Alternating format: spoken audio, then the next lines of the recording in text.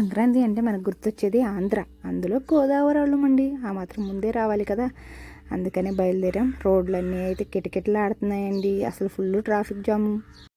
Happy birthday to you, happy birthday to you, happy birthday to. Every year మేము ఊరు బయలుదేరే రోజే ఖచ్చితంగా మా చెల్లి బర్త్డే వస్తుంది. ఎందుకంటే జనవరి 12 మా చెల్లి బర్త్డే. మేము 11th నైట్ బయలుదేరుతాం కాబట్టి దారిలోనే మేము సెలబ్రేషన్స్ అయితే చక్కగా చేసుకుంటామండి.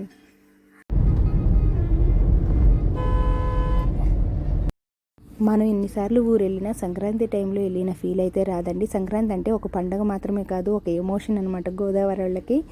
ఇక్కడ కోడిపందాలు అయితే సూపర్గా ఉంటాయండి.